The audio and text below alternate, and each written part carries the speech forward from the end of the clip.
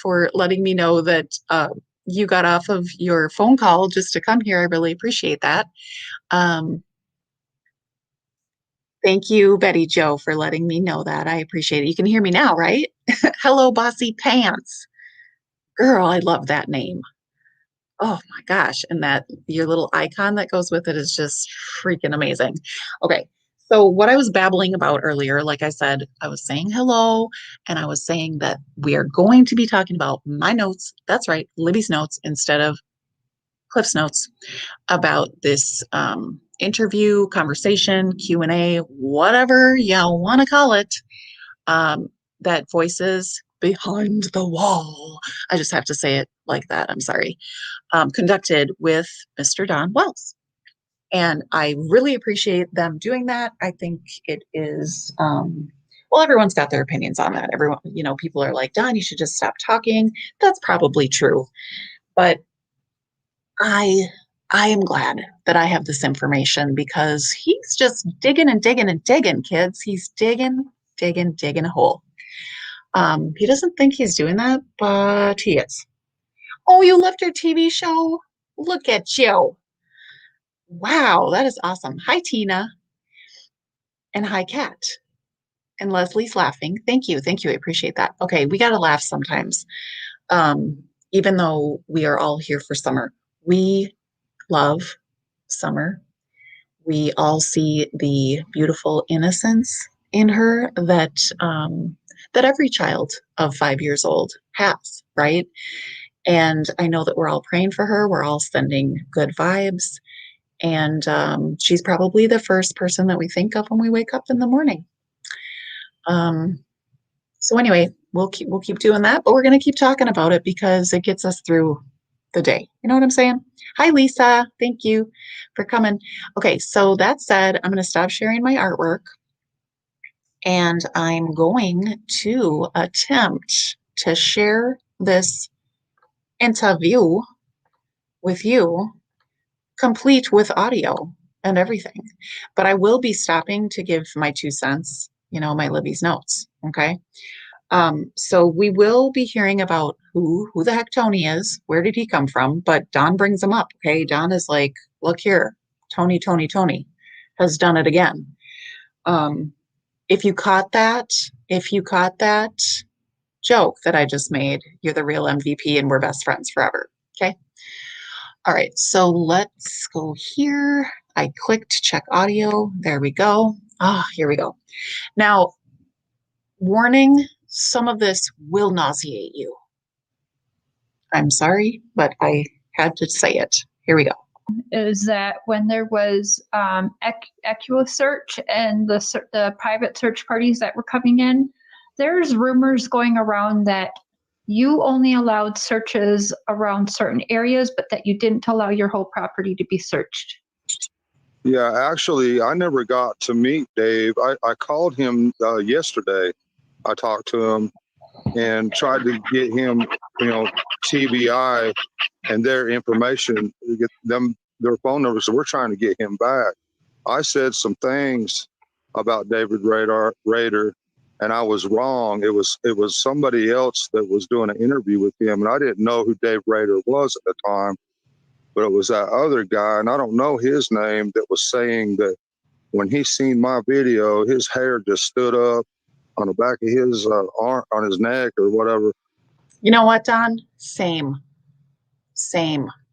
And he just knew I was guilty, and I thought it was Dave Rader, and so I had to apologize to Dave Rader for that because I didn't know which one was which at that time, but yeah, I've been in contact with Dave Rader. We're trying to get him back now, see if they can help us search, around our hills and everything with the new evidence that we've got and stuff that I think that you've got now.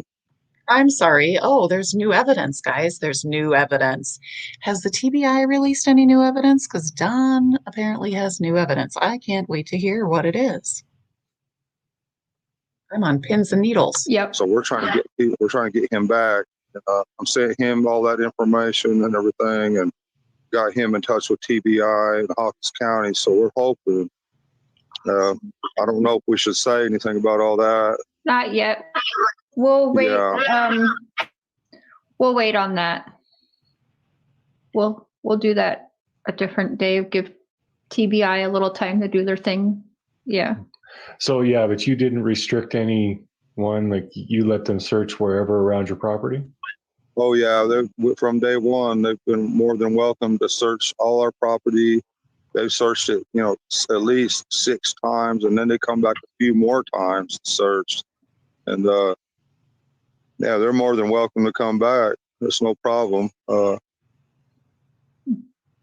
Yeah, I don't know what else to say on that, but Nope. That's. Okay, so please note, everyone, that he has put it out there for all of us that EquiSearch is welcome to come back. Yes, that's what I'm talking about. Okay. Betty Jo says, no, I haven't heard anything, and I watch this every day. Girl, I know. Hi, Shell Bell. How are you doing, sweetie? Good to see you. Lisa says, new evidence. BS. Could be. We'll see. I hope there's new. I mean, wouldn't that be just, my gosh, if we were that much closer to finding this baby, I'm all in. I am all the way in. Yeah, we just want to clear that up because some were saying that you were only allowing them to search certain areas on your property.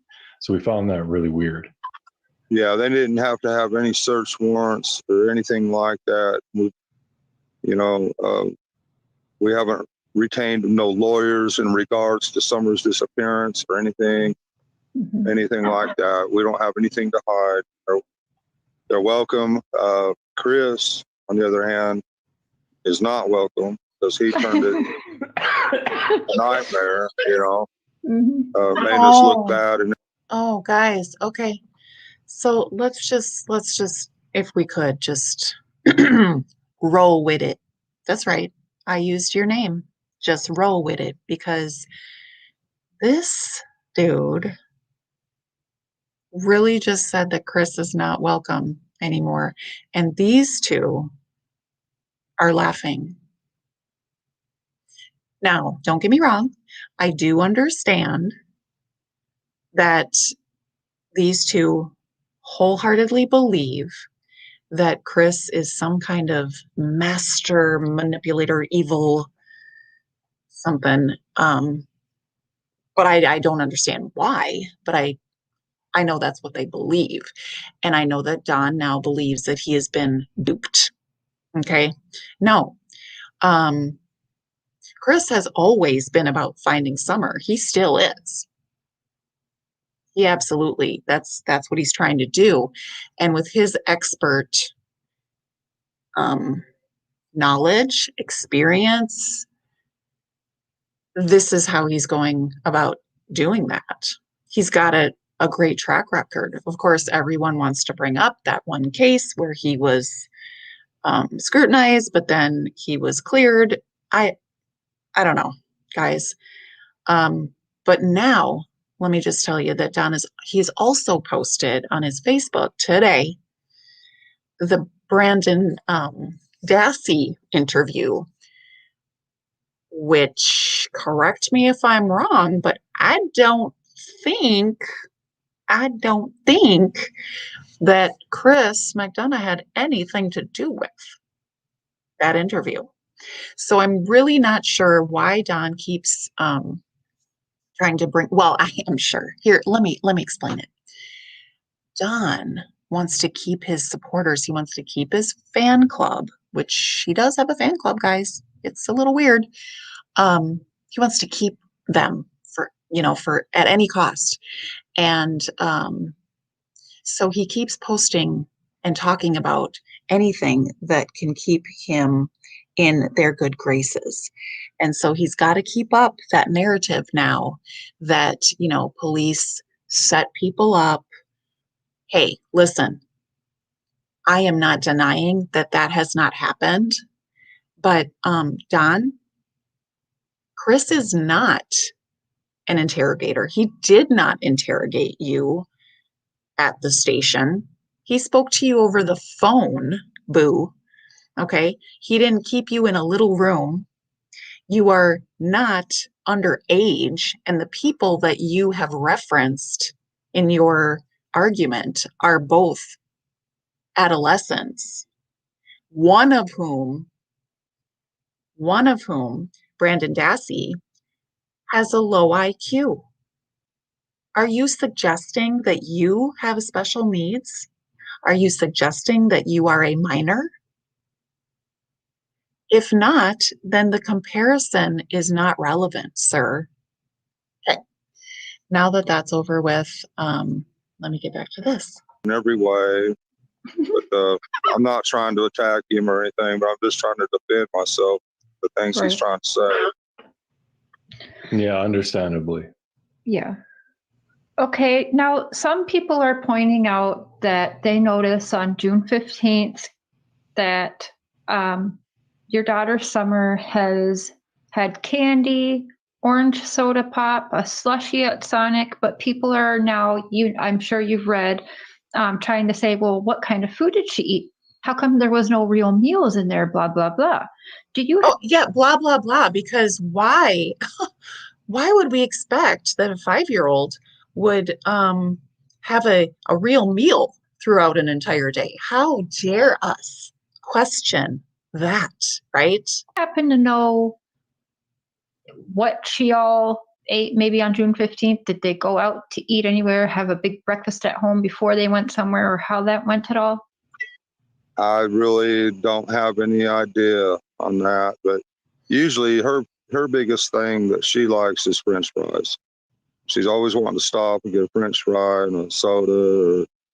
And, you know, every day before I left for work, she says, Dad, will you bring me candy? Or she'd give me a list. And so every day when I come home, she'd come running down the hill at the truck. I can't even, and I gotta, me. Yeah. Guys, I'm sorry, you can watch that part on your own time. It's too nauseating for me. And then he goes into the commandments. I can't. Okay, so let's. Summer, some people think because we didn't really hear her a lot, some people think she didn't really speak that much. Was Summer a big talker? Was she more quiet and reserved? Did she know how to swim also and love to swim? We saw a little bit, but Oh my gosh, how many questions are you going to ask? And I'm sorry, like, I know she's not a professional interviewer. I am not either. But one thing that I did notice throughout this whole interview is that she often gives him, it's kind of like a multiple choice interview. She gives him she feeds him the responses, essentially gives him some choices, and he goes with it. It's very interesting. So now she's asked 2 questions. Is Summer verbal, or what's her status with her speech? And then, does Summer know how to swim? So let's see how Donnie answers. but people were wondering, does she know how to swim? No, we never taught her how to swim yet. She does. I won't. You know, my son, I taught him how to swim on his back, so he knows how to, you know, slow down and take it easy, swim on his back. And when we went out to Pineview Dam, he took off across the dam. I was scared to death. But my son Donnie went out and got him, or you know, but he scared the daylights out of me out there in that deep water. You know, Story time with but Don. he can swim on his back. We would never take our. So please note that he just okay. No, Summer doesn't know how to swim. That's the answer, Don. Okay, and he goes into this whole blah, blah, blah, diarrhea of the mouth, on and on. Doesn't answer, and maybe he does after this. I don't remember about, you know, what is her speech like. Kids anywhere that's unsafe or deep water or anything like that. There's no way. But I even talked to Candace about that a lot. You know, made sure, you know, you can see in that videos of shallow water, you know, everything. So, yeah. Okay. Well, it does make a Hey, just roll with it, sweetheart. I did not see your question. I was in mid-thought and I saw your name and I liked your name, so I used it. So I apologize. And now I'm scrolling back to try to find your question. I truly apologize. Anyone has a right to be here, but I don't see your question. I'm scrolling. Would you mind typing it in again? If you don't mind, I'd be happy to answer your question. Okay, so while you're doing that, we'll get back. A little bit more sense with, I don't know if it's true or not, but Hunter had said she had slipped and gone underwater. So it made a little bit more sense that she might panic a little bit if she couldn't actually swim and, tread water and bring herself back up. But yeah, okay. Yeah, she's real leery anyway. She won't go. She it's just like around. Oh, hold up. Red flag. Woo, woo, woo. We got to back up. Here we go. Okay, so he started talking about some other child instead of Summer, because that's irrelevant. So here we go. Made sure, you can see in the videos of shallow water, everything. So, yeah. Well, it does make a little bit more sense with, I don't know if it's true or not, but Hunter had said she had slipped and gone underwater. So it made a little bit more sense that she might panic a little bit if she couldn't actually swim and, tread water and bring herself back up. But yeah, okay. Yeah, she's real leery anyway. She won't go. She it's just like around our house. Okay, so he did not even address it. He didn't answer that part.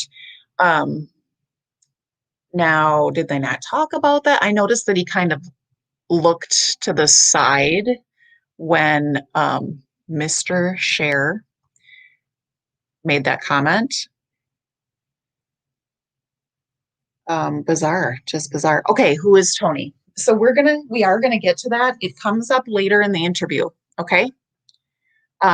No, Tonie, I'll just tell you, he's a neighbor. He's a neighbor. But we'll get to it in a bit. The only time, the boys went down to the creek that time, and she would only go about halfway. She wouldn't even go all the way down there with them. And we taught them to go in pairs, at least in pairs, if not all together, not ever by themselves. And that's normal. I've taught the kids the same thing in the woods there in Minnesota. Yeah. Okay, Cher. That's okay. Normal. I think any country folk will understand that, Don. Well, you know what? Yeah. You know what? From Minnesota, and we don't all think alike, Cher. Okay. Yeah. And every one of them's got a knife, just in case,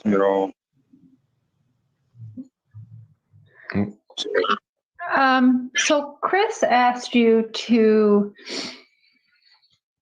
describe the scenario of your daughter Summer being abducted. He asked you to describe that, which they were analyzing yesterday. I was wondering if you could re-describe what you think in your mind happened to Summer, because you had said something and they're picking it apart. I'm sure you watched it. So after you answer that, I'll kind of say some more. Yeah. Okay, sorry. Yeah, because I know that Summer would never leave from around our house, but she has gone outside by herself a few times. And I'd say, boys, you can't leave her outside by yourself. But we usually, we'd go outside and she'd be right there close by or whatever. Okay. And I am going to nitpick this because he said this. He's brought the boys into this scenario more than once. And I find it I don't even know the word. I just find it inappropriate that he is holding the older siblings accountable for keeping track of Summer. Okay, she's 5 years old. On the one hand, I kind of sort of can get on board with it. I know that we do place some expectations on older siblings, but he has brought it up so many times, in my opinion, and it sort of feels like he places a little bit of blame on the boys, and that it doesn't sit well with me. So she would never go far away. And I knew that. We've been trying to teach her that you can't, wild animals, everything else. I've seen a bobcat before. I've seen some wild dogs in the area. I've seen them run off across the roads on my way to work with chickens and stuff, And so we tried to teach her the best we could. And so when on my way home, Candace couldn't find her, for 30 minutes after calling 911. It took me probably 30 minutes to get home. So I knew they were searching around the top of the house. So I drove immediately down to the bottom of the property, figuring they probably hadn't looked down there yet. That's the first place I went, down all the way down to the creek. And when I seen my boys down by the creek, all three of them together, and I seen my neighbor coming around the other side of our hill to my left, I knew at that point that Summer had been abducted, or Summer was not around, because she would never leave from around the house. Okay. Okie dokie. Now, guys, again, this is Summer. This is the day. This is the moment. Thank you. Thank you, Lisa. Yeah, I forgot the question too, because he literally has verbal diarrhea, guys. That's the name of it. I'm sorry, it's a gross name, but he does. He just and it's a tactic, in my opinion, to throw people off. And look at these two. They're just hanging on his every word. It's fantastic. But this is like 30 minutes after the 911 call, okay? That he has decided she's been abducted. Who does that? That's their first, she's been abducted. Dude, I don't care. And it's my opinion. I think that's a crazy assumption to jump to 30 minutes into your child being gone. Okay? That's all I got to say. That's a leap. So I turned the car around and drove. I don't know if I looked in the shed at that time or not, that little shed there at the bottom. I can't remember if I come back or not, but I drove up to the house, and I believe there might have been a cop car or two there. I think there was a couple there, if I'm not mistaken. I could be, but that's when everything started. Time either started slowing down or speeding up or whatever. I don't know, but it was I just knew in my heart that she wasn't nowhere around. I'm sorry. So he was looking for the right words there to say, right? Because remember when Candace was at the horse pond with Chris, and she made that comment about, oh, everything's starting to slow down now, in recalling that event, just thinking about her daughter. I mean, who knows what was in her thoughts at that time exactly, but she did say everything's starting to slow down now. And when Chris explained it, I was like, yes, when you have a traumatic event, and you go back to the place where it happened, or it reminds you of that traumatic event happening, it's like you have this out of body type of experience, and it feels like everything's slowing down and you're kind of looking down on it. And I think that's what was happening, and I think that's how Chris explained it too. But Donnie here just said, and that's when everything slowed down or sped up or whatever. It's like he's searching for, the quote unquote right words, and he just doesn't have them. Okay. I knew somebody had grabbed her. You said, I don't know. I think somebody grabbed her and probably threw her in her car. Now they're trying to say you let slip her so that the abductor is possibly a female or possibly maybe your wife took her somewhere. Now I explain it away. You're always talking about Summer. That's a her. You have her on your brain. So you just said her. I don't know. What do you have to say about that? Yeah, I don't, I really don't know. I haven't been able to think right since this stuff's happened. Yeah. I still ain't right at all. The only reason I go to work because I've been doing it for so long. Everyone, please get your tiny violin out now. I can't even work. I've been to work the past 3 days and I haven't got one thing done. Yeah. I'm sorry, it keeps bothering you all day. Oh, it's not you. It's everything else, everything. It's not just you. It's not just the fact that your daughter's missing. It's everything. It's everything. Okay. We want to try to find our daughter and share information with everybody that we trust anyway. And Cat. So yes. Yeah. I don't know if you were here when I said that earlier. She literally gives him multiple choice responses. She's spoon feeding him the answers. Abso-freaking-lutely. But and then Candace, she's pretty tore up. I've never seen her like this. So trying to help her all I can. But like I say, I can't think right. So I could have said anything. It's hard to say. I didn't I know really that's think right. too much of it. They're just trying to milk the show, whatever. No, we're trying to catch him in lies. Every little thing you say and overanalyzing it. Okay, you're underanalyzing it, sir. Sir, you are taking at face value everything that this man is telling you. And it's scary.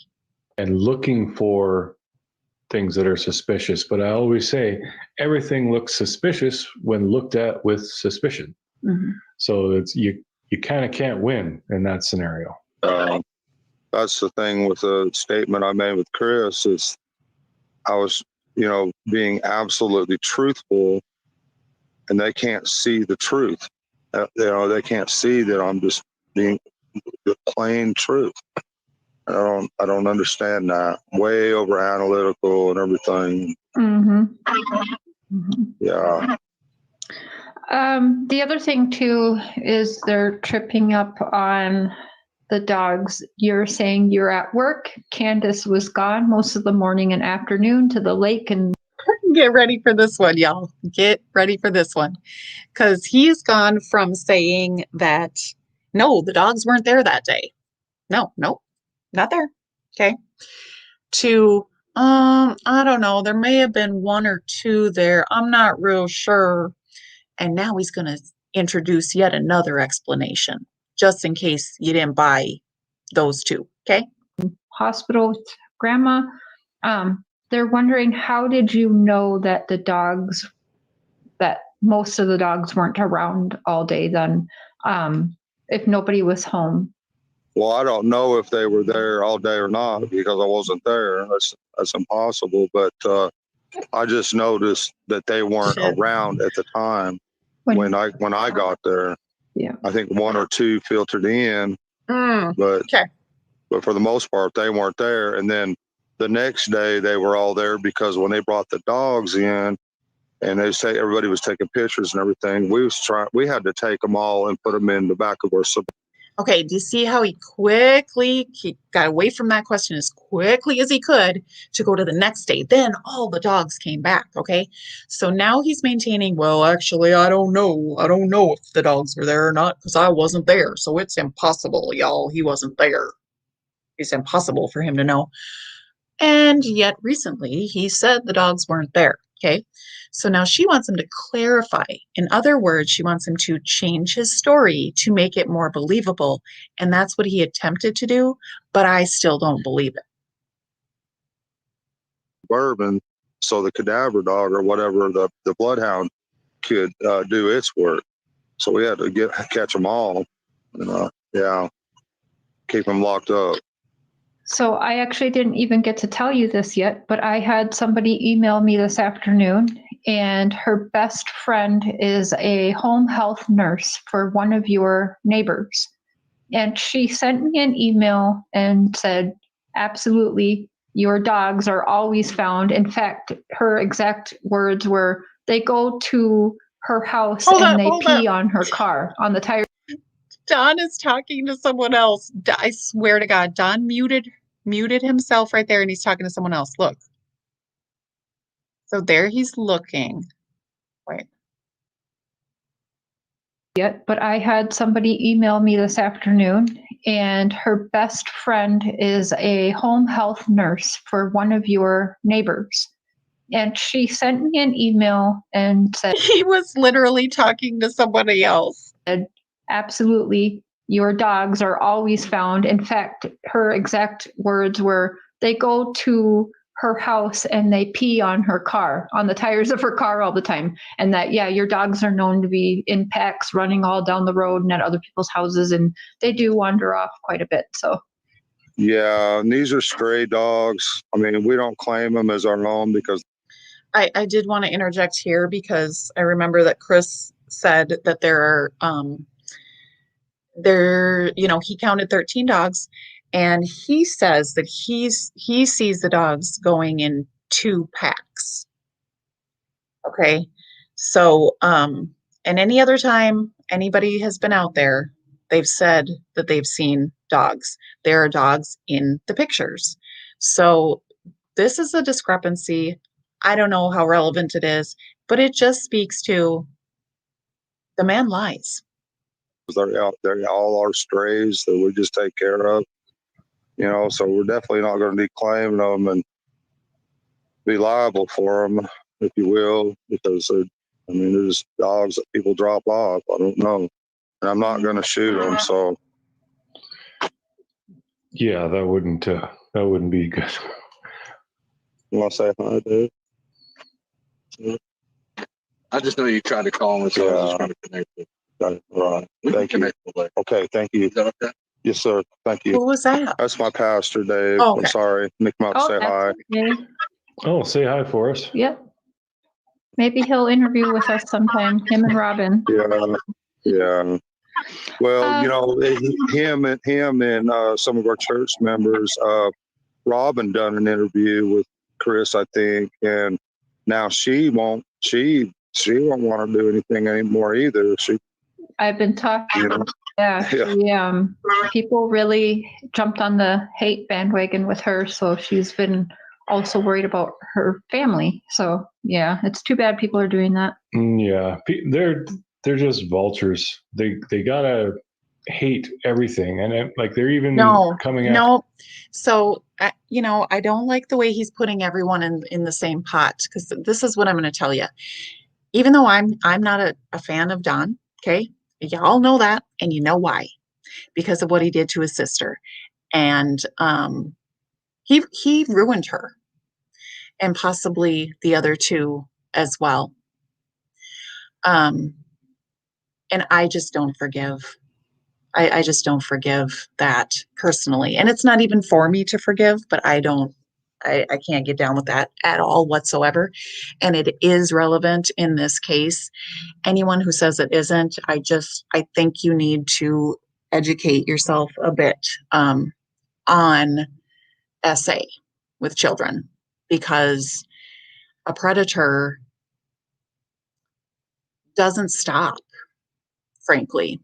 especially when we're not talking about like one little isolated incident when he was 12, he got curious. No, that's not what we're talking about. We're talking about his stepsister said that it happened nightly, and it was it was serious. It was penetration. Okay. She spoke of the pain, the excruciating pain. Okay. Um, yeah, every night for about 7 years. Okay. Even if it wasn't every night, we're still talking at least 1,000 times. And if you think that somebody can do that to a child 1,000 times and just kind of get over that, you're sadly mistaken. It just doesn't fit with what the experts know about offenders. Check the statistics. And if you think you know more than the experts, I don't know where you're coming from with that. I don't.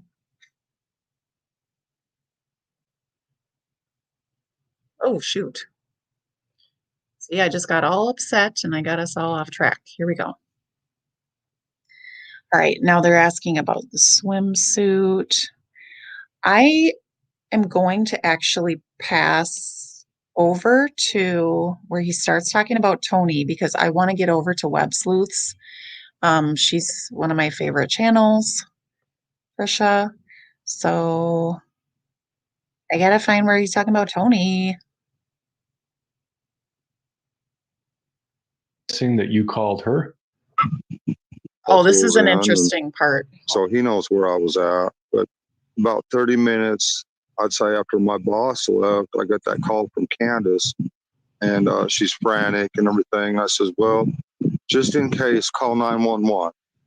And I finished packing my tools in the car and threw them in there, actually, as fast as I could, and got in the car and headed down the road. I gotta go back a bit. So, and so that day I fired him. Well, the next day. Okay, this is it. This is it right here. And that was 7 years ago. So here it is, in the present time, he gets a job again with one of our crews, and they're saying that, he's having problems, this and that. And I thought, well, I'll be the good guy and try to give him a chance and see what we can figure out and work out. And it didn't. Now, he's not talking about Tonie quite yet, but he's getting to it. Okay. Take long to figure out that I couldn't work with him. But I attribute it to him being on some kind of serious drug or something. I don't know, I don't have no proof or anything like that, but I mean, it was pretty bad and obvious that something was really wrong. And he was yelling at me one day. I've been with these guys for 13 years this time, and he was telling me where to go.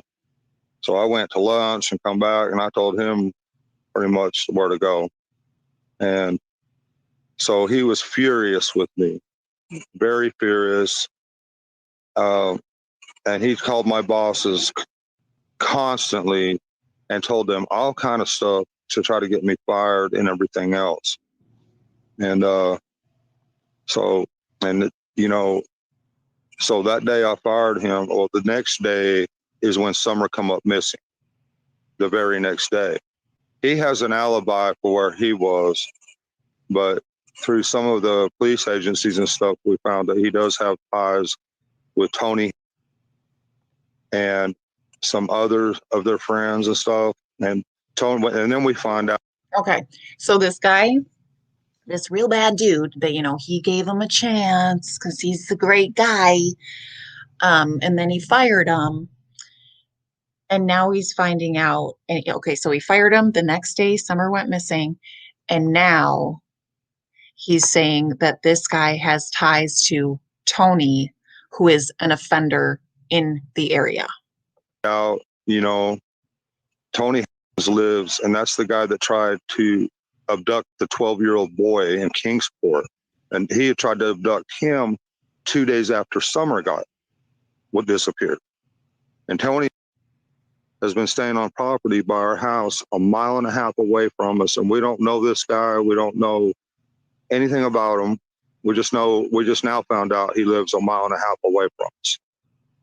And so we're trying to figure out what his mother's name is and trying to figure out where this property is. But I'm pretty sure TBI has probably already figured all this out, and they probably already searched that property.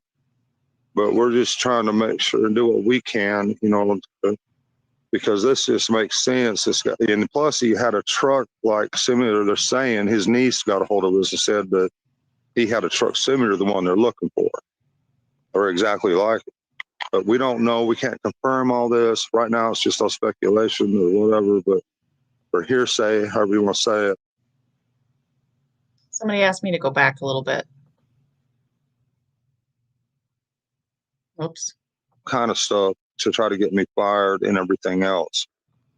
And so that day I fired him. Well, the next day, y'all, yes. So Cher and Mr. Cher say at some point, I think it's at the end here, near the end, that they did edit this, and they explained that it was because of the gag order that Don goes into talking about the boys and he's not supposed to, or what have you. But we have no way of knowing. But yes, they do say that it has been edited. Is when Summer come up missing the very next day. He has an alibi for where he was, but through some of the police agencies and stuff, we found that he does have ties with Tonie and some other of their friends and stuff. And then we find out, Tonie lives, and that's the guy that tried to abduct the 12-year-old boy in Kingsport. And he had tried to abduct him 2 days after Summer disappeared. And Tonie has been staying on property by our house a mile and a half away from us, and we don't know this guy. We don't know anything about him. We just now found out he lives a mile and a half away from us. And so we're trying to figure out what his mother's name is and trying to figure out where this property is. But I'm pretty sure TBI has probably already figured all this out, and they probably already searched that property. But we're just trying to make sure and do what we can, because this just makes sense. This guy, and plus he had a truck like similar. They're saying his niece got a hold of us and said that he had a truck similar to the one they're looking for, or exactly like it. But we don't know. We can't confirm all this right now. It's just all speculation or whatever. But or hearsay, however you want to say it. Using all the terminology, guys. Do what we can, and but it's interesting to know that he was just a mile and a half from us all this time, and so if there's a connection there, and there's possibly a drug connection of some kind of drug, I don't know. I've never seen anything like this behavior. I've never seen anything like this before, and it's pretty scary because, I mean, he's been my number one suspect all along, for reasons of trying to get back at me or whatever. But the guy's pretty can, but it's interesting to know that he was just a mile and a half from us all this time, and so if there's a connection there, and there's possibly a drug connection of some kind of drug, I don't know. I've never seen anything like this behavior. I've never seen anything like this before, and it's pretty scary because, I mean, he's been my number one suspect all along, for reasons of trying to get back at me or whatever. But the guy's in the clear as far as the police are concerned. He's got an alibi, but we also know he has ties with this Tonie. I don't know. So we're just trying to figure all that out right now and do what we can and get David Rader. Can I just, yes, I can, because it's my channel. I find it ironic. Maybe that's why that song's been in my head all freaking day. Oh my gosh, it's been driving me nuts. Y'all know that song, Isn't It Ironic? Oh gosh, from the 90s, and I don't even really like it, but it's been in my mind. But anyway, I find it super ironic that this man just said that he just never seen anything like this. He can't believe that someone would do, that. Dude, what are you talking about? You admitted to what you did to your stepsister, bro. You admitted it. Okay? And you've admitted your addiction, and we all know your record. So what do you mean you can't believe this? You've never seen anything like it. You are like it. Here to come back, hopefully, and police involved any way we can. I wish we could share more information, that we could just know, where they've been, what can we do, and stuff like that. It's like they don't want to share info, and I guess there's good reasons why, but we want to do everything we can for our daughter. I mean, No, you don't. But I guess this is where the public comes in. If she's not in this area, that means she's out there somewhere amongst the people. So we're just hoping and praying the people will help us.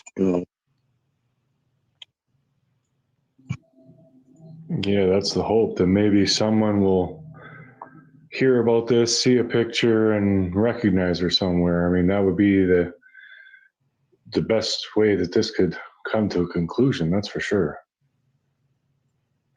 Yeah, and with these guys, the criminal element, they wouldn't want to leave no evidence for somebody. I mean, it scares me to think of that. Yes, he knows that.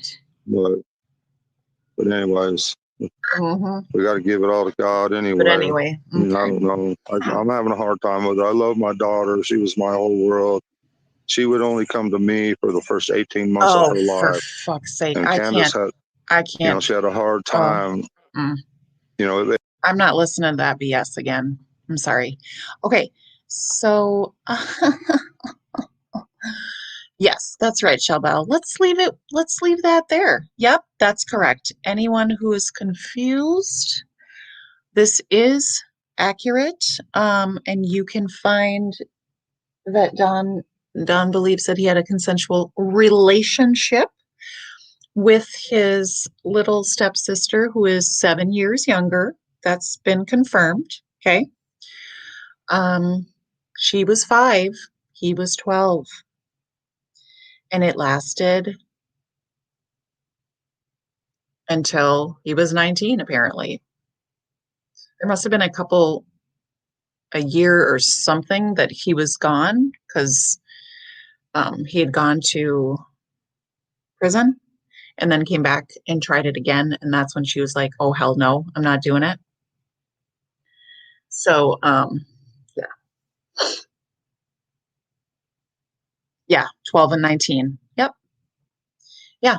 And yeah, that's where I'm going to leave that. Okay. Can't. So that's the level of accountability that he's taken. But that just reminded me that he does address it in this interview too. And I got to let you hear that, because it was so nauseating. Get your barf bags ready. Okay. Get your barf bags ready.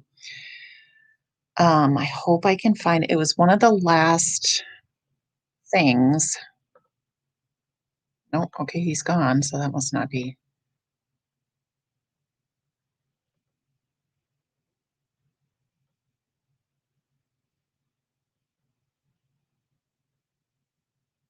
Okay, he goes into a bunch of Bible stuff here.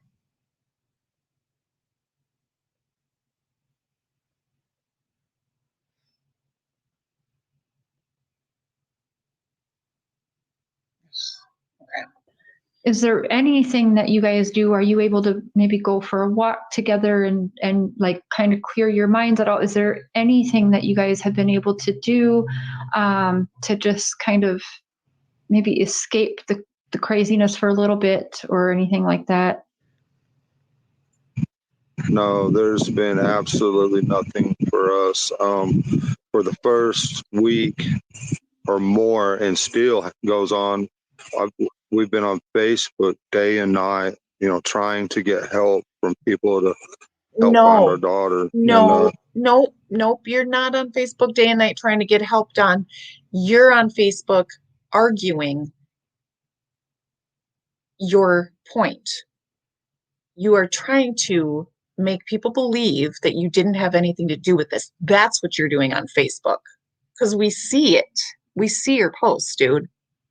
we don't watch TV. We don't, there's nothing. I don't want nothing anymore. I mean, people say we should go out to dinner or we should do that. I don't want to enjoy anything without my daughter anymore. I come to this church here. I can see my daughter run up this hill to the top and wave at me and run down and play and all over this place. She'd be all over this church visiting people and just having a blast, That's why I wanted to come here. And Is her memorial there where you are? no, that's in that little memorial thing's at the Solomon's Temple Baptist Church out there by where we live, but there's no cell service out there. Mm. But this was her church. This is where she was at home at, right here. Mm. She loved it. She loved it, She always loved women that were, that women of, I can't think of the word, that they're professional women, you could say. She looked up to professional women and to see herself like these women, in the future. And that's why she hung on to all these. She just loved to, I guess, see herself like that. So she would visit with everybody. They tried for the longest to, you got to sit down somewhere. You got to get out, sit down. But she refused, and I pretty much give up on her. Most all the kids would sit there and behave, but not Summer. She would be all over the place. So, and that's okay. It is, yeah. Yeah. She marched to the beat of a different drum. She is. Oh, yeah. A free spirit. I know it well. Oh, do you? Do you have a prayer? Was there a prayer that was Summer's favorite that you could share with us?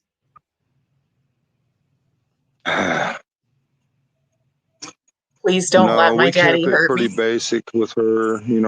Love God. We love you, Jesus. Love you. Love all of us kids. And when it comes to the kids, we kept it real basic.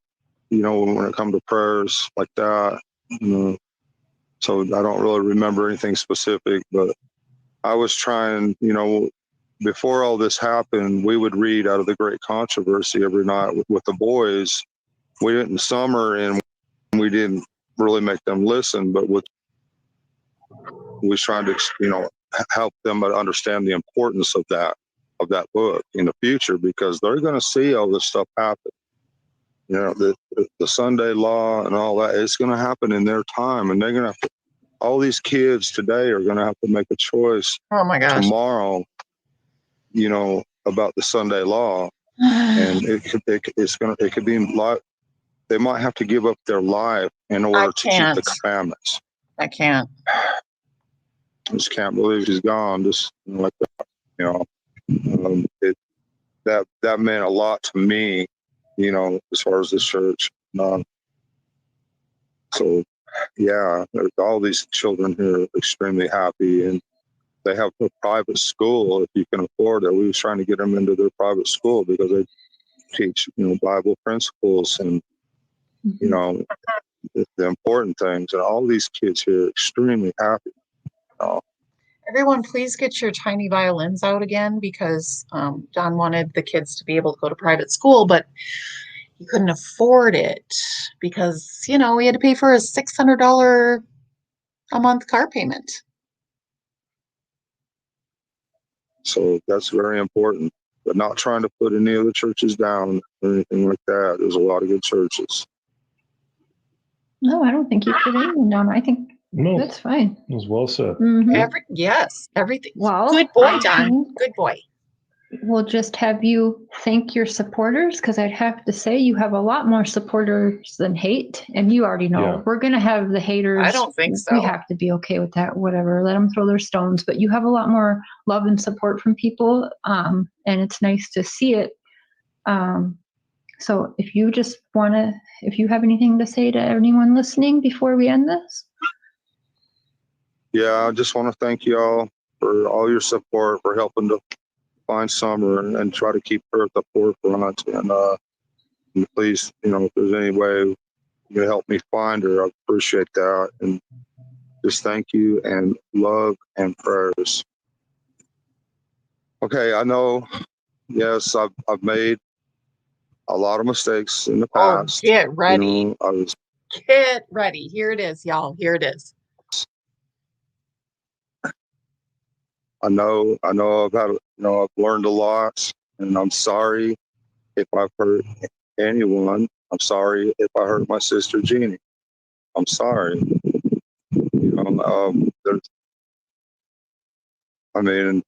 don't know what else I can say or do, Put but yourself in that a doesn't place. mean that I would ever hurt anyone again, or in any way,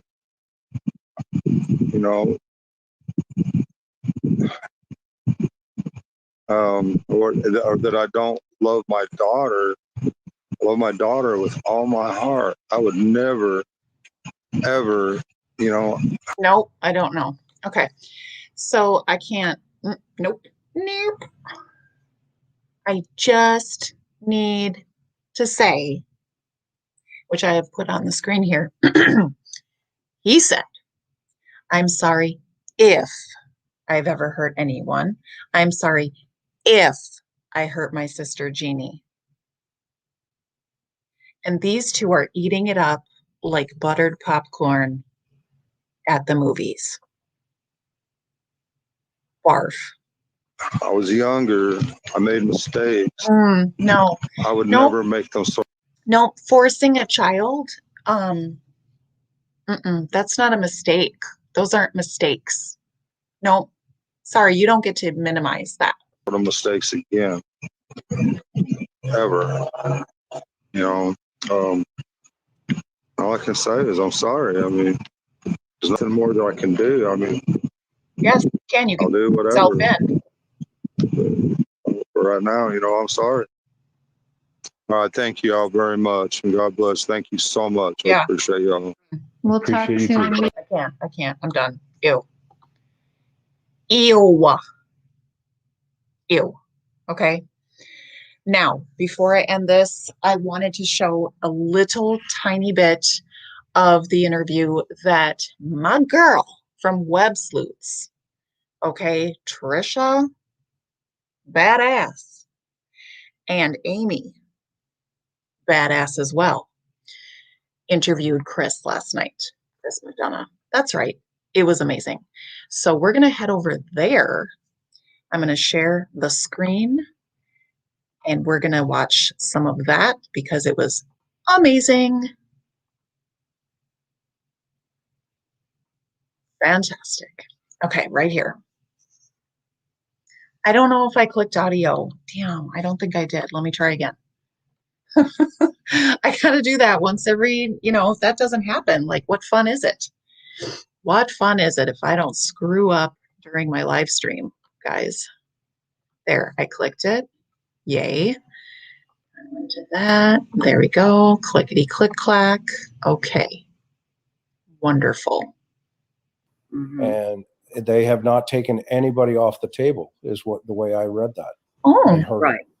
And that's understandable considering the interviews that we have heard you do with Don. Now, you have done a two-part series based on the last interview you did with Don with a forensic statement analyst, Stephen Johnson, great guy, very, very interesting.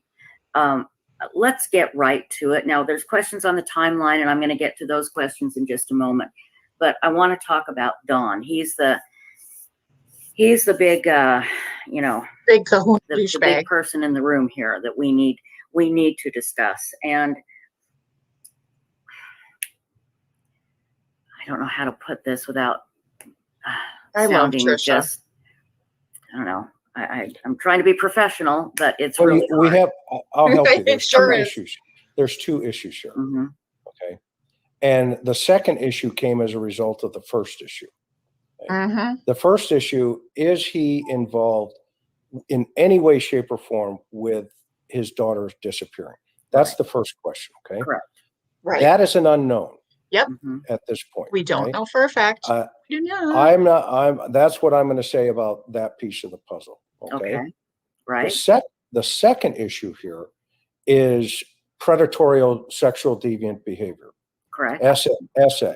hmm Okay. Mhm. That came Go. as a result. Give us some facts, Chris. Come on. That is a whole separate conversation Mhm. that, you know, unfortunately, Don needs to have, you know, a conversation, in my opinion, with the authorities. And let's talk about that. What has happened is Don has admitted that he did have a sexual relationship with his stepsister.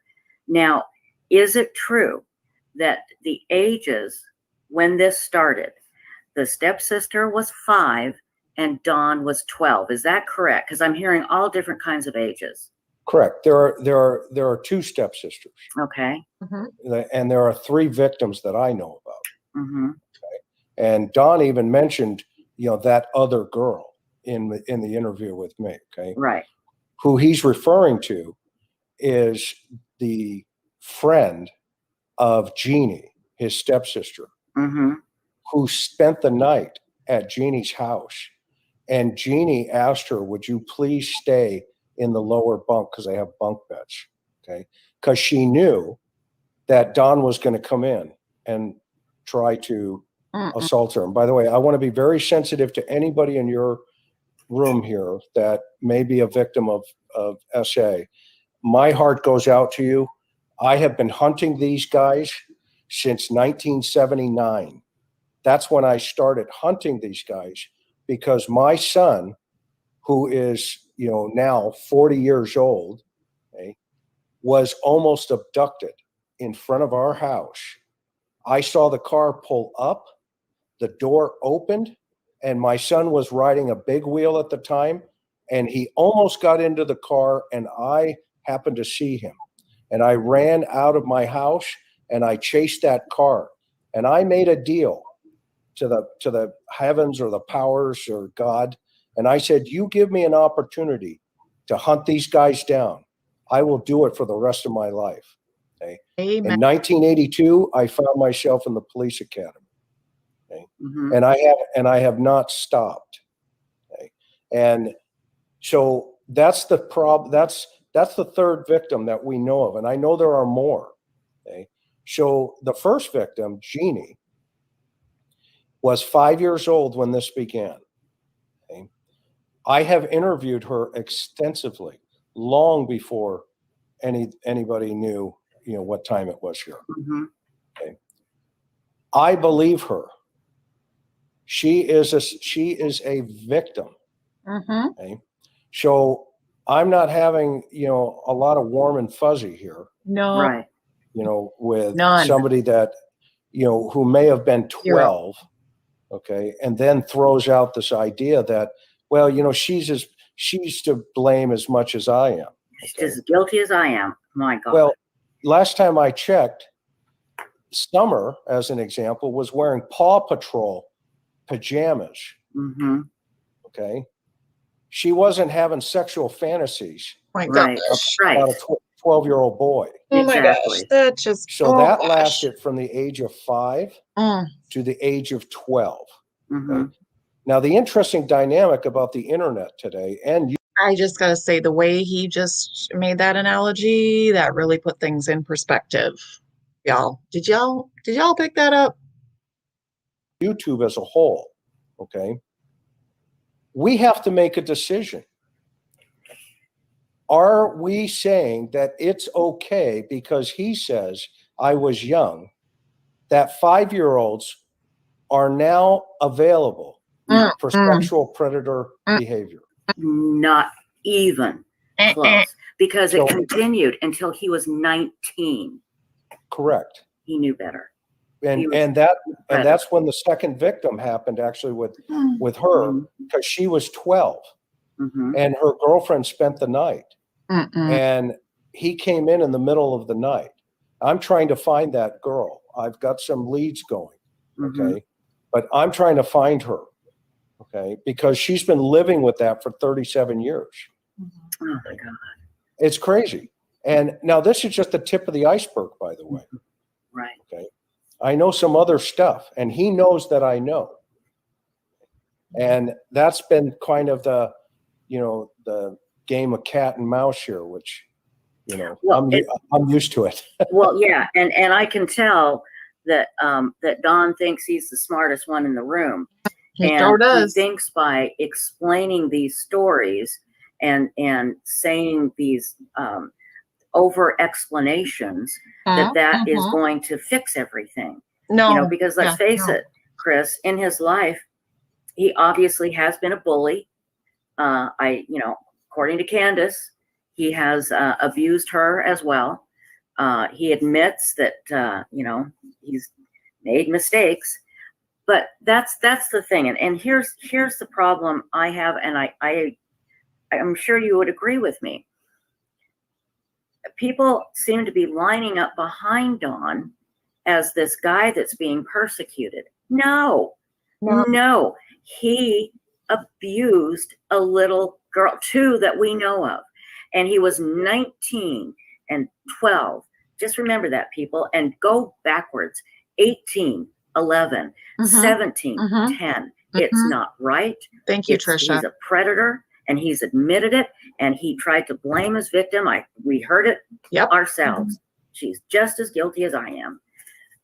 So right there, just that alone, with Summer missing, how can we not just look at him and go, we need to dig deep into this guy? And he's the one coming out. He's the one giving the interviews. He's the one talking because he thinks he can control the narrative. And so, and what's interesting about that, if I can dovetail into your thought, Tricia, please. So one of the things that Steve and I, talked about, and I'll continue to talk about it. If you want to see how predatory behavior works, watch how he dovetails into every story. Okay, that's presented. Yep. Okay, meaning he fills in the gaps. He sure does. Okay. He did it with the dogs. His interview. Okay. To me, that's beautiful. Okay. That's just. Can you give us an example of what you're talking about? Well, sure. Like he was on, his sister, for an example, was on another channel talking about her, being victimized. And by the way, I have their permission, by the way. I spoke to them today. Okay. I have their permission to talk about what we're talking about. I'm not, just randomly, going to be out here. Right. Out of all due respect for them. And there are some things that they asked me to please, keep confident. And of course I'm going to honor that. Sure. Okay. But what these guys do, and I'm not necessarily just talking Don, I'm talking about, this victimology, somebody that picks a 5-year-old. Okay? Right. Yep. So I'll give you a little insight. Okay. So in and it's going to go back because it's relevant to today. Okay. In late 80s, early 90s in San Diego County. So I went into homicide in 1990 as a result of a little girl by the name of Leticia Hernandez. She was kidnapped and murdered. She was 7 years old. She was in her front yard. She was kidnapped and murdered. And it was, quite frankly, it was a registered sex offender. Okay. We know who he is. The case is still open. because there were some other things that still need to be tied up. Mhm. Long story short, when I got into the Bureau, okay, we also had in San Diego County at that time, there were body dumps off Mhm. of the Interstate 8 and the Interstate 10 headed towards Phoenix. Okay. There were 24 to 43 women that were found murder victims. Okay. Mhm. Well, I was a vice detective in 1984 to 1986. Okay. One of those girls was a girl by the name of Elisa Ray Joy. Okay. Mhm. I was one of the last guys to speak with her alive on the street. Okay. So a couple of months later, okay, I get when I was in Vice, I transferred to the as a dog handler, 1986 to Mhm. 1989. Okay. Well, I knew, what time it was there, right? As they say on the street, right? Mhm. So now I go into the Bureau. I think it was right around fall of 1990. Okay. There's a question. Obviously, we have a serial series going here. Mhm. Okay. And they had established, it's called the San Diego Homicide Task Force. Okay. Okay. And anybody can go look it up because the suspect's name was Porter, Mhm. Porter. Okay. Okay. He's Long losing story me, short, y'all. Yeah, okay. I was assigned to see if the suspect had changed victimology Mhm. because we also had 2 or 3, maybe 4 kids that were murdered around that time. Laura Arroyo, Leticia Hernandez. There was a 3 or 4 kids. I can't Mhm. remember all of them at the top of my head. Okay. Okay. So what did I do? Well, my assignment was see if the suspect had changed their victimology Okay. from these gals, okay, because that cases was kind of getting wrapped up, and there was a thought, holy smokes, is there something else going here? Okay. Mhm. So what did I do? I went and I interviewed the girls at 2, 3 o'clock in the morning. Okay. Mhm. And this was coming into now 92. I did it for a very long time. Okay. And long story short, they were complaining, okay, about the Johns on the street were becoming much more violent, Mhm. with physical, like choking and Right. that kind of craziness, right? Okay. Right. And I was like, interesting. And so one of the girls that I spoke to was a gal, her street name was Freddie. Okay. Mhm. And she said some very interesting things. Well, a suspect tried to strangle her and he pushed her out of the car because she fought her way out. Okay. Mhm. So I took that information and we came back and we started studying why this was potentially occurring. Okay. Mhm. Well, that's how. So the question to you is this: when did the internet kick off? As far as like true crime discussion, it started in about 1993, but the big case that kicked it off was 1996, John Benet Ramsey. Mhm. So, The first time a digital photo was sent over the internet, it's my Mhm. understanding, was 1995. yeah. The internet kicked off in 1993. Mhm. Okay. So our team said there's going to be an uptick Mm-hmm. because we're seeing these chat room things starting to show up. Yeah. Right. Okay.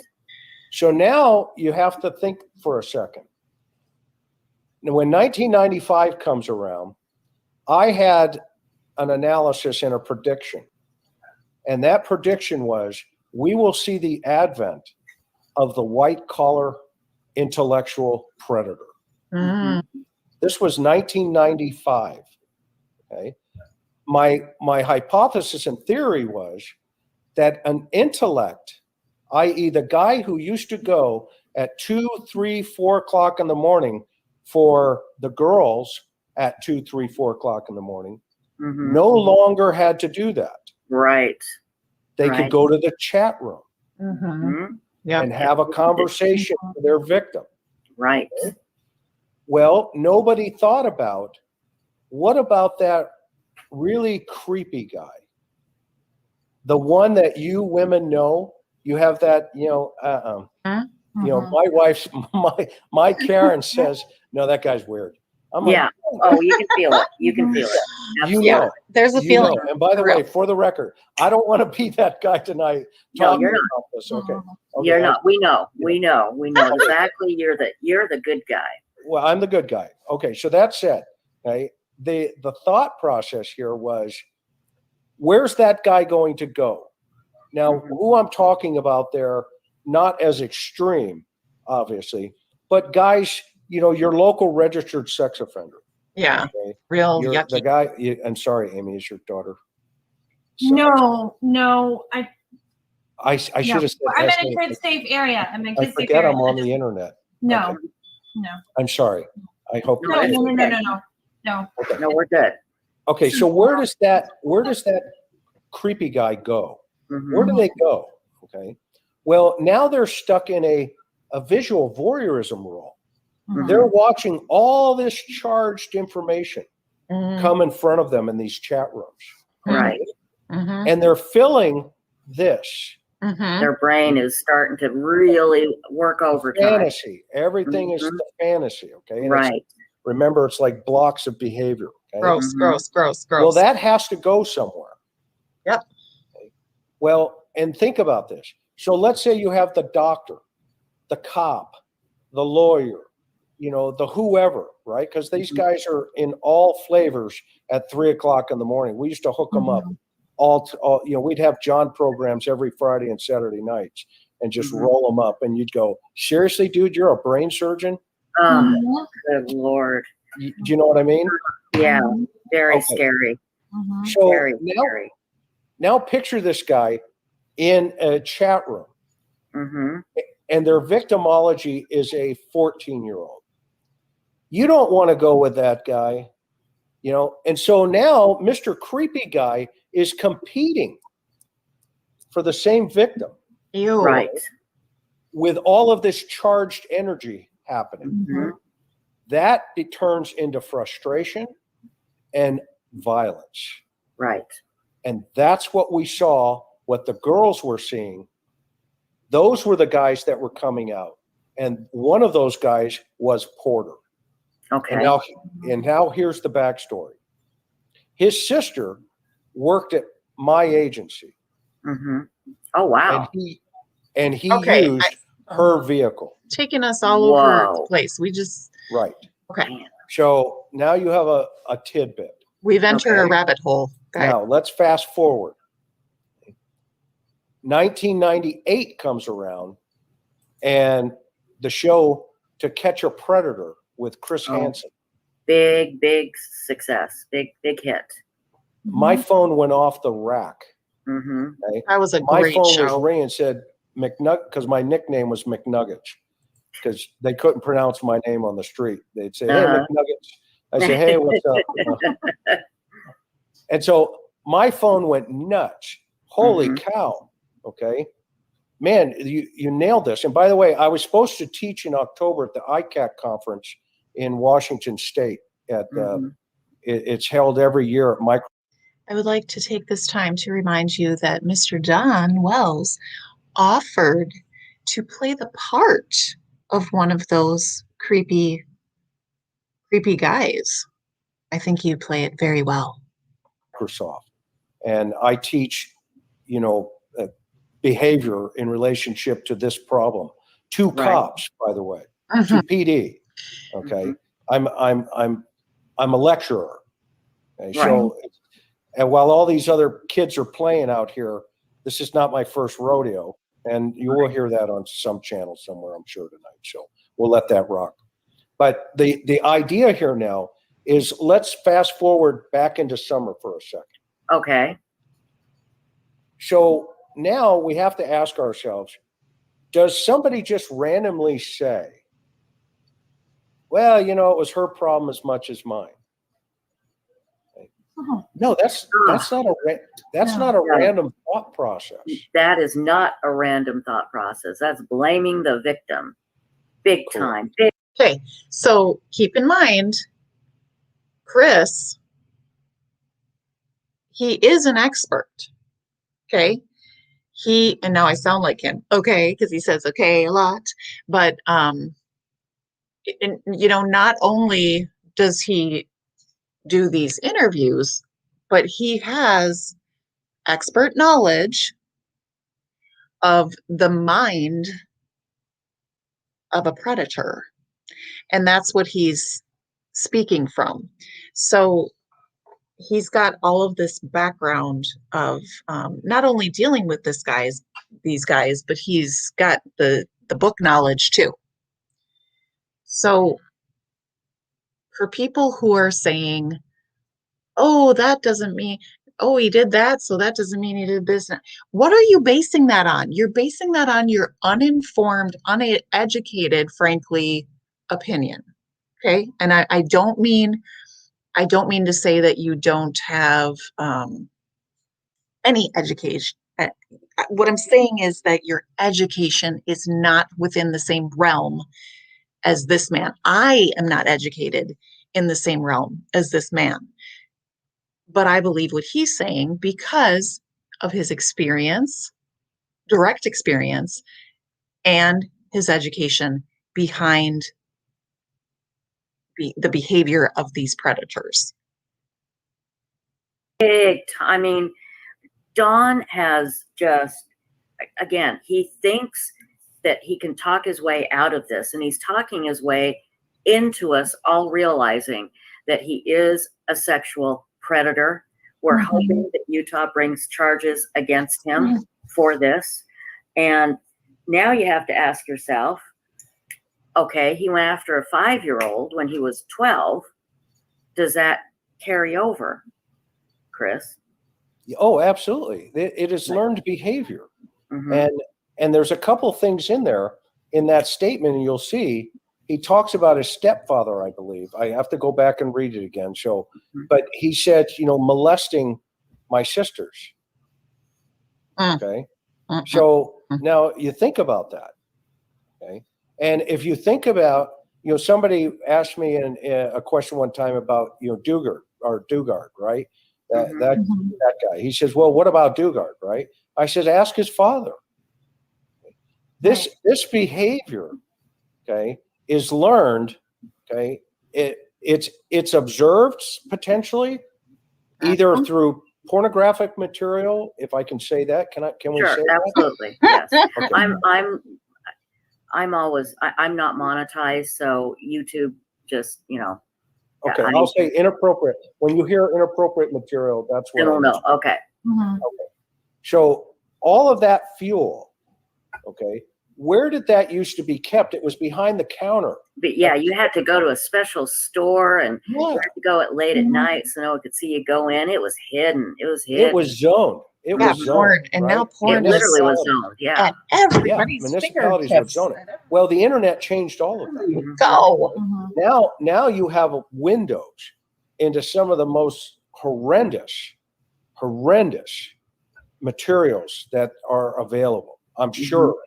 And the only way I know that is because I've worked with the Underground Railroad, and I taught some of those guys on some of the things before they went on some of their operations in South America. Okay. We are at a whole new level of threat to our children in this society. Okay. I agree. They adapt and quickly, okay, to how they play the message. Okay. And that's what I was saying last night. Let's watch how Don adapts to the message today. Okay. Well, I'm his message. Guess what? He called you? No, heck no. No. I'd answer and talk to him again. That's not a problem. Okay. He's whatever. But the point being, that's perfect. because what he's not doing, what he should be doing, is looking for his daughter. He should be focusing on looking for his daughter, and he's not. You think? He's focusing on Yeah. you and talking about himself and how he is the victim here, and blah. It's always about him. Always. He's focusing on me because of the deviance, Yes. not because of Summer. No. Oh, you're right. Right. That lane could completely go into, maybe this crazy wackadoodle that he says was doing all the nut job stuff at the construction. Crazy Right. wackadoodle. Okay. He could be in the play. Mm-hmm. He could still be on the plate. Maybe that's what the sheriff means Mhm. as well, that Yes. nobody has been eliminated. Right. Right. Here's the problem So with Don's going to one play of the that guys angle. that he said was this Hammond guy that was arrested in Kingsport, Tennessee, Mm-hmm. for going after a 12-year-old boy Oh, that's who Tonie. was cutting the lawn. Mm-hmm. And he went into the house, followed the boy, and the boy's mother confronted him. And the suspect turned around and went out. Okay. Well, this guy apparently is connected to the family. A bunch of, according to Don, a bunch of criminal activity. Mhm. Okay. Mhm. And he believes that guy could be in the circle. Mhm. Mm-hmm. But then he goes back to, well, the other guy I think could be in the circle is the guy who was cracking, who was doing crocodile. Or we both thought it could have been crocodile. Mm-hmm. Okay. So those two guys, the authorities will sort through that stuff. Well, they will go zero in on them Well. and just figure out if they're involved or not. Right. They'll be Yeah. able to take care of that. Yeah. Correct. But now the other stuff, okay, the stuff that I started going, okay, wait a minute. How old was Jeannie when she was first assaulted? Mm-hmm. Well, she was 5. Yeah. Okay. 5. So It's the like next Summer. question is, all right, how does that correlate to Summer? Okay. And how old was Summer when she disappears? Well, she's 5. Mm-hmm. All right. Maybe it's a coincidence. Maybe it's not. Mhm. I definitely know 37 years ago, he was interested in children Right. as young as 5 years old. Mhm. Absolutely. Yep. Yeah. Absolutely. And Go you ahead. can't remove that. You can't remove that from the equation. You just can't. And so you're right. He's focused on you and Mhm. trying to prove you wrong and trying to show everybody that, you're the one that's wrong. You. Where's Summer? Mhm. Where's Summer? So these guys, they create this facade. And by the way, we live 3 lives. Remember that? Okay. Our public life, our private life, and our secret life. Mm-hmm. All sin, all crime occurs in the secret life. Mhm. Okay. 100%. Okay. What I exposed was Don's secret life. Yes, you did. He's furious. Mhm. Mhm. Irrelevant of, now we have 2 problems now. We have 2 problems. Either one, we believe that this victim is not making up a story since she was 5 years old. Right. Yeah. I'm 100% believer because I've talked to her, I've interviewed her, and my experience has shown me, and I get it. Well, Don admitted it. Well, you see, that's a great point. Mhm. He admitted it. So now we have this other secondary thought process that occurs, Mm-hmm. right, naturally from people because they don't want to go there. No. It's like, yeah, but Keep in mind, and go watch it if you haven't watched it yet, or rewind on my stream when Cher interviews Don, and at the end, at the very end, it's like it's the altar call. Okay, he says, "I'm sorry if I ever hurt anyone. I'm sorry if I ever hurt my sister Jeannie." his daughter's missing. Okay. Well, yes, that is also a second track to this problem. Yes, absolutely. Absolutely. Both of these are problems. Mm-hmm. So you can't dismiss the other to make up for the one. Okay. Right. Right.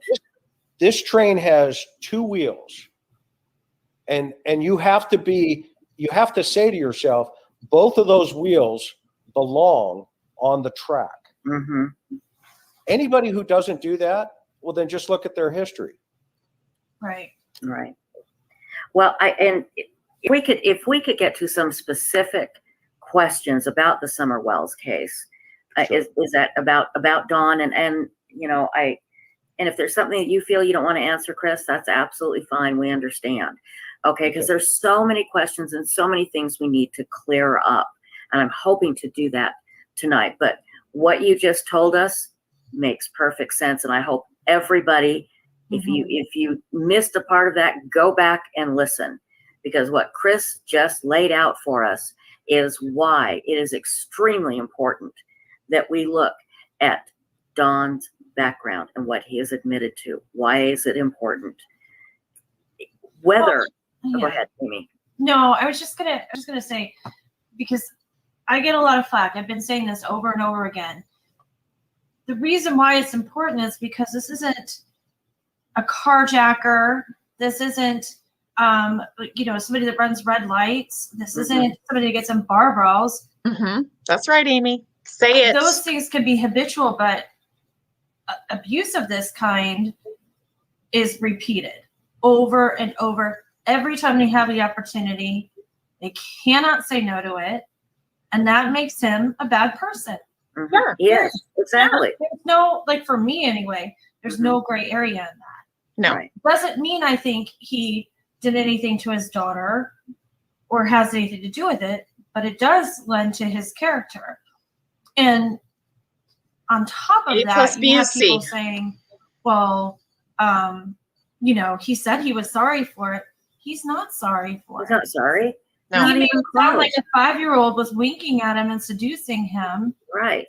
Okay, at a bar at night or something. Mm-hmm. And the only reason he apologizes to it is because it came out. Yeah.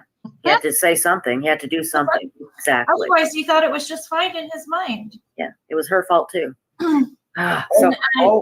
Always remember that it's the state, all 50 states, okay? All 50 states register these guys. There's a reason. Like a car. Right. Right? Why? Because we know Because that he's going to do it again. and do it again. Given the opportunity Thank you. every single time. Yep. And I've been trained by, the FBI, by others that, look at this. I have put a lot of these guys in prison. Okay? And when they get out, they put bracelets on their ankles. Their ankles, right? So they know if they go to the bathroom. Mm-hmm. They tell them, hey, wait a minute, you can't go within 1,000 feet of a school. You cannot go where children are. Okay? And then they break it down. Okay. There's a hospital in California, it's called the Tuscadero. Okay.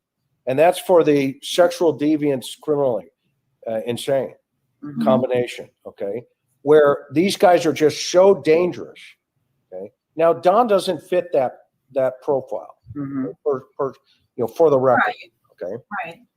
But he does fit the admission of victimizing his sisters. Okay. Now you think about that. It has to start within the circle of influence to learn the control mechanisms going forward. Okay? So you see, when from 5 to 12 for his sister, okay, that is a learning period for him. Right. He's learning how to hide it. He's learning how to talk his way out of it. Yes, indeed. And you know what he used to tell his dad when he got caught twice, by the way? Oh, God. And Don, if you're listening, you know what I'm talking Ooh-wee. What did his dad? What did he say? He used to tell his dad, he got caught twice in a room. And he told his dad, what happened? I was sleepwalking. Oh my shut up. gosh. Sorry. Does he think we're Repulsive. idiots? Yes. Meanwhile, an 8-year-old little girl is crushed Mm-mm. and scared because her dad doesn't believe her. Well, I was just about to say, now his dad's a POS too. Yeah.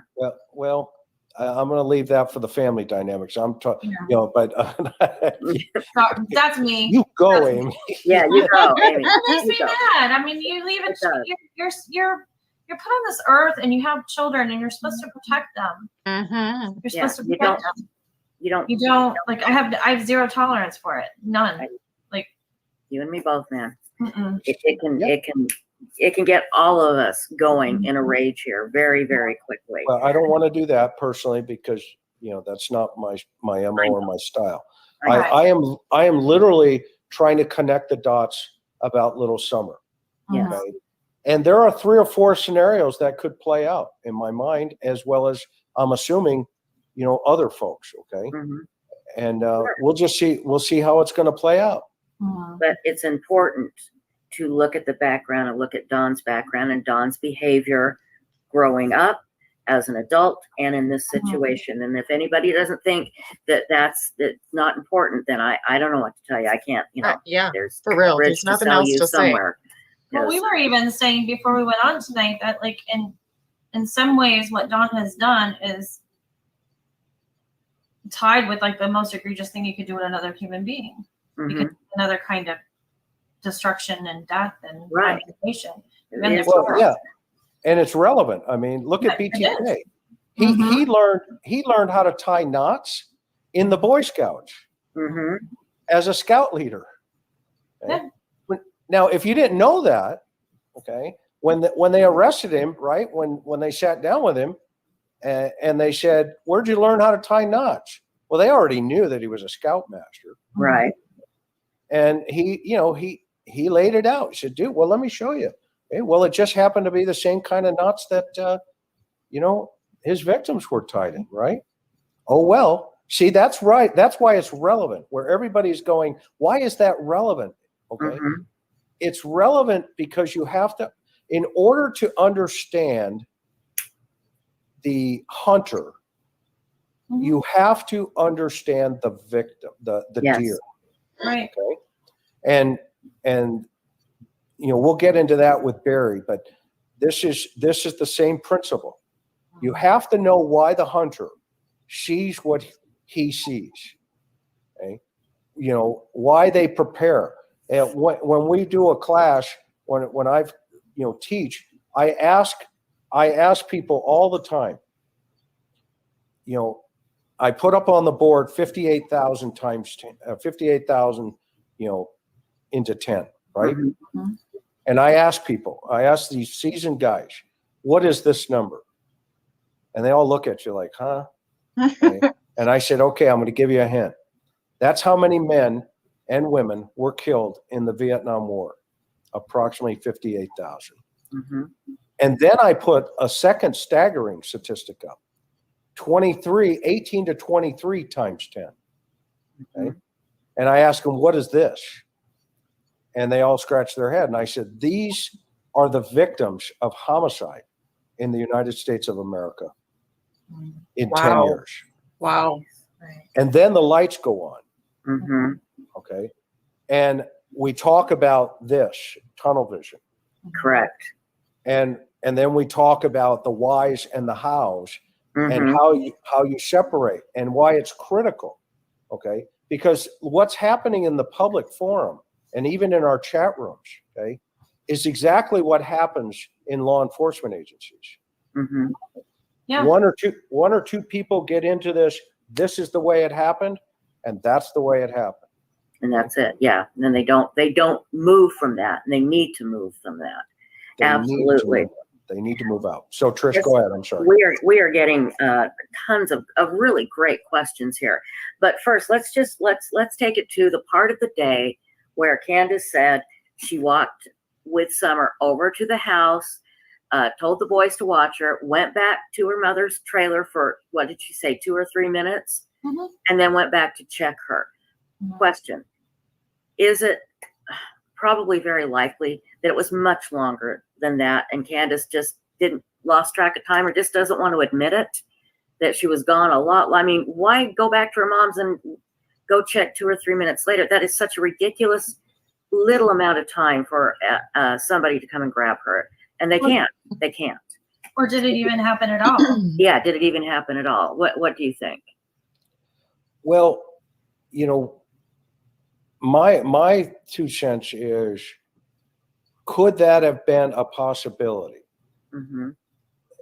I think we have to keep it on the table as a possibility. However, okay, the type of offender that would have done that had to have been there. Yes. Okay? So, meaning, you know, the theory of this person coming up, you know, into the property, you now have to eliminate all of those other dynamics. There's so many. Mm-hmm. Well, and Don's been trying to do it. One of them is the dogs. Okay. He's all over the place with the dogs. They're there, they're not there. They're barking, Right. they're not barking. They're dumb, they're smart. I mean, come on. They leave for Right. 2 days, go to Vegas, come back. I mean, you know, he has them doing all kinds of crazy stuff. Oh my God. Yeah. Secret Lives of Dogs. Yeah, And then you have Candace, you know, with bears. right. Okay. You know, wolves or whatever, you know, coyotes, all kinds of things. Okay. So to answer your question, is it possible? Anything's possible. I mean, Adam Walsh disappeared in 7 seconds Yeah, that was bad. on the next row over, right? Mhm, right. With one. And remember, it was the security guard that ushered him out of the. They took him out. Oh, that's so bad. Told him to get out, get out, and Ollie was outside waiting. So is that possible? Yeah, but now then you have to do what are the probabilities Right. versus the possibilities? Well, Exactly. probably it doesn't fit.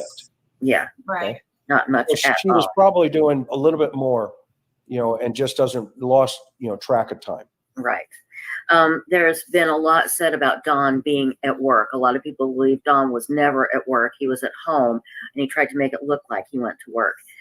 His boss has said that he thought he saw him during the day. Has it been established if Don was at work all day long, part of the day? What has been established as far as that goes? You know, with him, that is a moving target. Mm-hmm. He's going to have friends come up and say, "Hey, yeah, I saw him. He was there." Okay, and they're probably telling the truth. But the cellular data may come back to bite him. Right. Exactly. So at this point, if he says he was at work, well, those are his words. Then he was at work. Mm-hmm. Okay. In his mind and if he was physically there, fine. Okay? Mhm. I have, you know, just a thought, and it could be 100% wrong. Okay. What if he was at home? By the way, And then this is what I've been saying. I've been said this. Don may have gone to work that morning. May. But I firmly believe that by the time Candace got that phone call from not H, what am I talking about?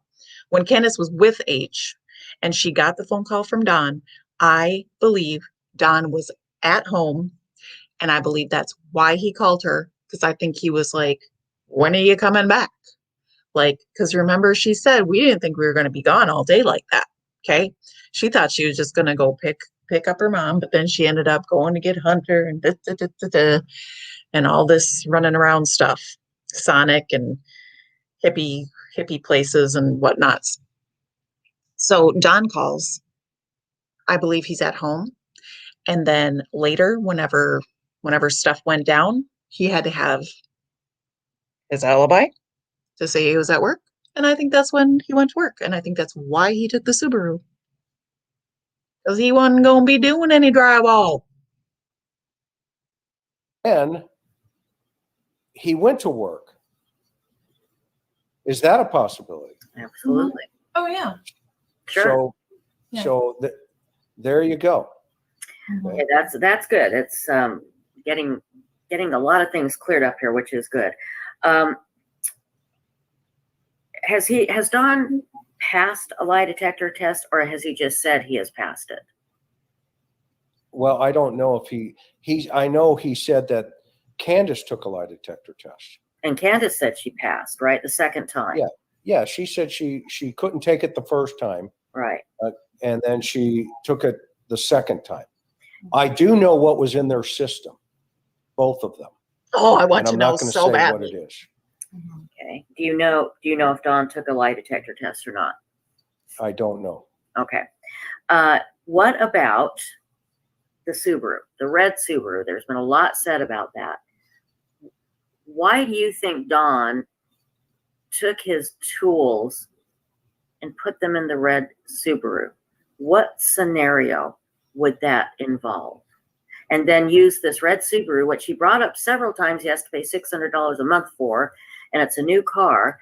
And, I used to be married to a plumbing contractor, and the last thing he would do is take his tools and put them in our nice new car that we just purchased and drive it around on a job. You just wouldn't do that. It just sounds so bizarre. And it's bizarre that Don even brings this up. Well, I have an idea about it that I'd like to bounce Please. off once I hear the answer. Yeah, I'm very interested in what you have to say, Chris. But what do you think? Well, I want to hear Amy first. She's much Okay. smarter than me. Well, Go ahead, Amy. I don't I have love an your answer. channel, by the way, Miss Sushi. Thank you, Miss Sushi. Yeah. So, I'm not exactly sure why he took the Subaru that day, Mhm. and so, but part of it would have to do with him being home and going to work. So he had to find something happened and he had to go to work to establish that he was at work because he was actually at home. And so it would have to be this scenario. But I kept hearing in my mind everywhere, he was talking about the $600 a month car payment, $600 a month car payment. It was so expensive or whatever. And I thought, if your daughter hadn't been abducted, you wouldn't be on the radar for this really nice car that you have, which opposed to everything else is not new, right? So now you're trying to make it look like you can't afford it, maybe because there's a source of income that you don't want people to know about. So you're acting like you're struggling to own this car to play it down, because the car may be something really, really important and it may mean nothing, but I don't find Don to be extremely sophisticated, and with the technology in that car, it wouldn't be a choice to take to go do something nefarious. Right. So, factoring that in, it's more than likely that he makes it a point to, when he goes to the job site that day, so he says, he's like, oh, well, they all know I was there because I was driving a red Subaru and I was telling them, like, oh man, it's just sitting there and $600 a month and the insurance, it's so expensive. Why isn't Candace driving this car? Why is she driving mom's truck all the time if the car is sitting there? What is with this that is a big deal, and why is he talking about how much it costs all the time and talking about how he can't afford it? To me, it sticks out. That is a great question, right? Mhm. Why is the Silverado in play here? Mm-hmm. Okay, the truck. Okay. So I'm going to correlate your question to that truck. Okay. Okay. And kind of say, okay, is the Subaru, is that significant? Okay. To a couple of thought processes. Okay. I know the time frame of when they were at the different stores that they were at. Mm-hmm.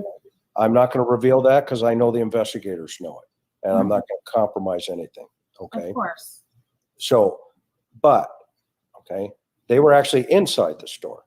Mm-hmm. Okay. And so the question now says, okay, well, to your point, why is this Subaru, taken that day, right? Even Steve last night was like, why is this Subaru in play? Okay. Mm-hmm. Now, remember during the Morphew case, and everybody was all mad at me, which I didn't care because I knew I had talked to the right people. Mm-hmm. Remember, everybody was like, why do you keep talking about trees? Okay. Mm-hmm.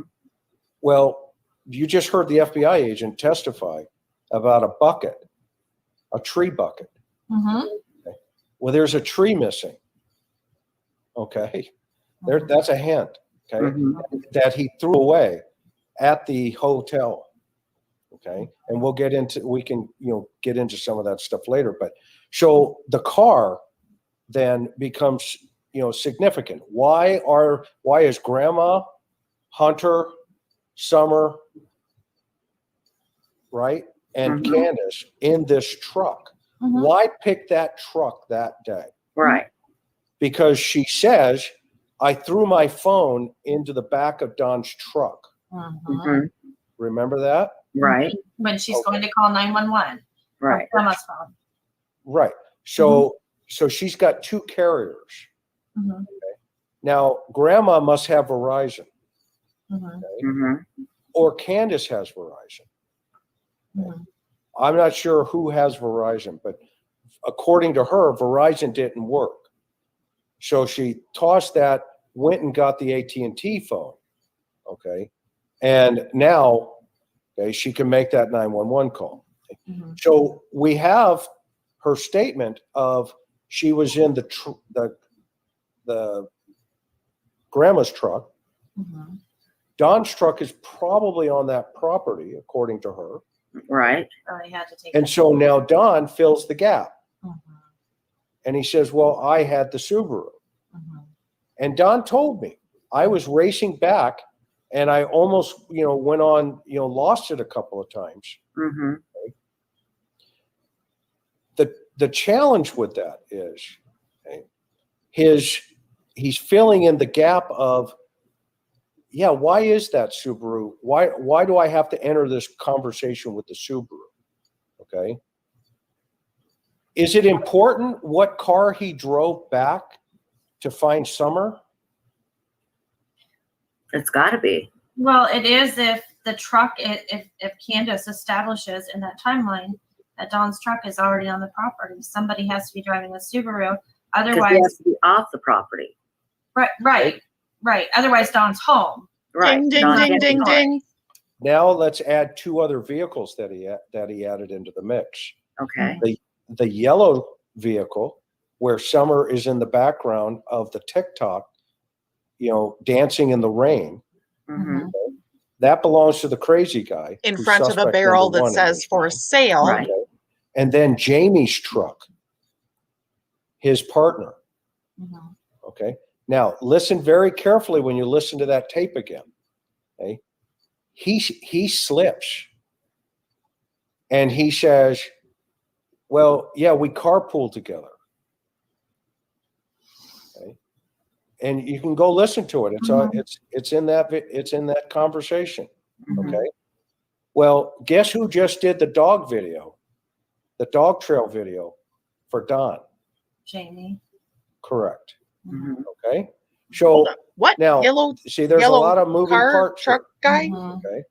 Well, Oh my and God. so I let him say it, and then I asked him. I said, "Well, with that day,"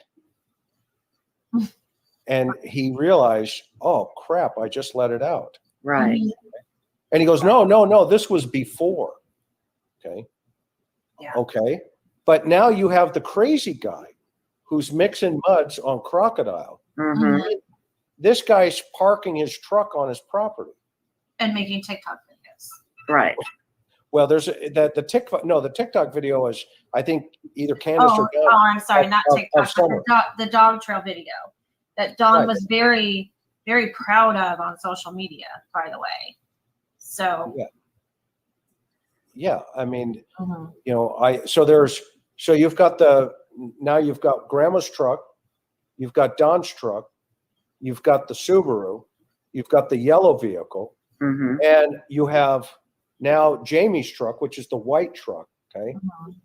And none of those vehicles are suspect vehicles, but the red truck, okay, Mhm. that was in the driveway Mhm.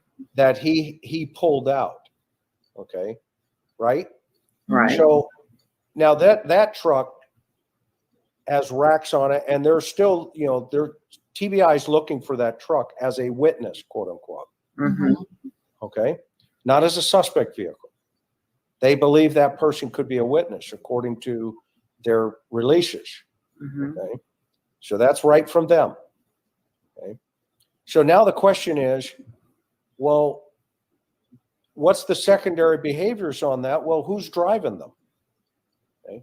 So now you've got grandma driving her truck, or Candace, the grandma's truck, the Silverado. Right. Don's driving the Subaru. This crazy guy somehow must have driven that yellow thing, but he's nowhere to be seen. Right. If he abducted her down by the road. Okay. And then you have this Jamie guy in the white truck, and there's a picture of Don standing there at the dog trail with the white truck in the picture. Okay. So it's kind of like smoke and mirrors. Mm-hmm. So you have to solidify that now into a thought process that says, oh, wow, the Subaru, he must have been in the Subaru. Mm-hmm. Well, I don't know. He says he was. Okay. But what's the relevance to saying, yeah, because I have $600 a month payments, I'm going to throw all my tools into the back of it and take it to work that day. Yeah. And, you know, it goes back to this idea of overselling. Overselling, right. He talks way too much about it. He just feels the need to mention it anytime he's interviewed, even if he's not asked about it, it seems. It's of high value in his narrative. Very high value. I in my opinion, anyway, because I listen to it. I listen to him talk, and even on your channel, I listen to, the flow of the conversation, and a lot of it seems really organic. And, I don't know if it's true, everything that's coming out of his mouth, but it flows nicely. And then there are areas that are like potholes in the road. And I'm like, whoa, that's weird. It's like, it's not fluid. It doesn't make sense. There's no reason to add that in at that point. And then the whole financial thing is weird too, to just not only mention that why he was driving it and justify that, but how much it costs. So either he's worried about people owning this trip for some reason, or like you said, because Candace threw the phone apparently into the back of Dawn's truck trying to get her mom's phone. And that means that Dawn wasn't driving that truck, or Dawn was home. So the only way Dawn's not home is if he's in another vehicle. Right. Well, and that's why the cell phone information is going to be critical. Mm-hmm. If he's driving that red Subaru, which he says he is, okay, so so Don says he's driving the red Subaru. That may be true. Okay? But the question is, at what time does he leave? Mm-hmm. Okay. And so that's why in the interview, I asked him, well, what time did you get up? And he starts at about 6:30 or thereabouts. I said, and then what did you do? And he says, well, I may have gone and gotten breakfast. He doesn't know. He doesn't remember. You see, that's kind of a, it's one of these, okay, well, do you do that as a habit? Right. Or that day, you just didn't remember you did it. Right. Okay? You see, it's those very small nuances that connect the dots. And Shane Carey had that in his, in the Heidi Broussard case. He was getting a lot of, people are, he looks guilty, his interview looks bad, and all this other stuff. But he could recall everything he did that morning. Right. Because he and Heidi had a routine. He made his lunch while she fed the baby. He only ate like 3 different things that he brought to work with him. So he could tell, he could give every detail of that right off the top of his head to the point where they could go in the fridge and be like, okay, well, I opened a new package of bologna and I ate 2 pieces on my sandwich, and they're like, okay, it's only missing 2. And so there you go. Well, and listen to one of the statements where if everybody's having a problem with the timeline, right? Okay. Don says, well, they said it was 5:30, but I thought it was 6:30. Yeah. Right. Okay. So who's lying? Right. I mean, that's a whole hour. Yeah. That's a big difference. It is. Okay. So now let's back that up 40 minutes. Okay. Now you're into what time? 5:35. you're into 440. Mhm. Okay.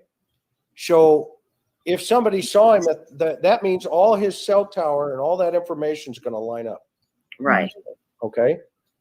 If it doesn't line up, wow. Then if it doesn't line up, then he's in trouble. Well, yeah. And if this is an abduction, he's got other problems. He's got all kinds of problems. Exactly. Mhm. Another question here. This comes from DB. Says, Don has said after Walgreens' phone call that he would continue working because no one else would be home. But his 3 sons were at home, weren't they? They Yeah. were home. Right. And I thought I heard early on that they actually went to work with him, and then That was the Mhm. first thing that Hunter said that Mhm. can't, Yeah. but they were So really, yeah. And which is interesting because if the 3 boys were home, Mhm. you'll hear Candace's statement. They were locked in, nobody in, nobody out. Mhm. Yeah. So how's a stranger get in the house to lie in wait? Right. Exactly. Good point. Diantha Younger, and thank you, Diantha, for the super chat. I really appreciate it. And everybody, thank you for your super chats. You're being so generous, and I really appreciate it. I can't tell you how much it means. Anyway, Diantha wants to know, has Candace ever explained why Summer was wearing a sweatsuit in the milk jug photo? Who puts on that after a swim on a hot day? It doesn't sit well with me. Was she in that sweatsuit? I don't remember what she was wearing. Do you remember, Chris? Well, no, I mean the milk jug cart, where she's leaning against the milk cartons. Mhm. That is her outfit. That At school, Dawn- isn't it? right, and Right. and Don said that's the outfit she was abducted in, Right. Mhm. quote unquote. Yeah. And Remember, we talked a little bit about some really horrible scenarios about why she was wearing that. right. Very, very scary. Okay, let me go on here because we do have more and more questions. I have a couple of questions. I just want to go back really quickly to the 5-year-old. Has Don ever said, yes, she was 5 and he was 12? That comes from the actual victim, right? Right. I think he says we were young. You were, yeah. He wouldn't admit it. He wouldn't admit that's right. He wouldn't give the age. He says, yeah, we were really young and I was a lot older. And yeah, no. Well, and he has admitted it. he's Just admitted did it. He just didn't now. say, yeah, right. And he did it on another channel, and he says, yeah, I shouldn't have done that. Mhm. Okay, so Lord. at least he is, as we'll say, coming to the waters of baptism. Yes. Okay, but now we as a society, and this is my feeling, we as a society have to decide, and really in YouTube as well. Mhm. Okay, rather than bashing each other, we have to decide if we're okay with a 5-year-old getting molested. No, Mhm. no, never. I know nobody is. I know nobody here is, right? I know that. Okay. But I'm talking about the other folk that, there's a couple of camps here. Right. Okay. This and that. Summer's a separate issue. Mhm. Right. Yes, Okay. Summer is a separate issue, but they kind of cross over they do. because, unfortunately, this little girl is, out there somewhere. Mhm. Yeah. I see the divide, and I think one of the things that really troubles me is that people are saying, oh, this is a mistake he made in his past. I don't like to talk about other people's children or parenting or whatever, but I will this one time. If someone like Don hurt your child, I don't think you'd have the same opinion about it. No, you wouldn't. You shouldn't. And you just wouldn't. Hmm. So Preach, it preach, bothers girl, me that preach. people are excusing this. And it also bothers me that not only does Don say that his 5-year-old victim, sorry, my phone's about today, that his 5-year-old victim was complicit, I guess is the word for it. But then he goes on again to make kind of a snide comment like, well, you know, I was her stepbrother and she went off with her cousin. Like she broke up with him. Yeah, like somehow, first of all, that isn't true. That Like he was better because, well, let's even say it was true. Like he's a better match because what he did is what he's he a stepbrother. Right. It's the logic there is just, it's not there. That's the problem. It's Don trying to spin the narrative, and he's just vomiting out these ideas that he thinks are going to work, and they're not. Verbal just making him look diarrhea. a lot worse. And I'm not going to tell you, Tricia, I told you behind the scenes, and you're not going to reveal it. Okay. I know a lot more. Okay. And I know there's other victims. mm-hmm. So as everybody's lining up, okay, you line up, because they said this about our analysis of Barry, and you know, you're starting to see those dots starting to connect. Okay. Right. And so, you know, I'm okay with folks, you know, personally, you know, taking shots at me. I could care less. Okay. I'm going to sleep like a baby tonight. Mm-hmm. Okay? Right. But this is a baby. This is a 5-year-old baby. Yes. Okay. I am not going to, you know, make excuses for deviant behavior. It won't happen on my channel. Okay, personally. Okay. Because I like to be real, I like to be honest, I like to be a straight shooter, because that's what victims deserve. Thank you. They need to be heard. They need to be believed. Believed, okay? yes.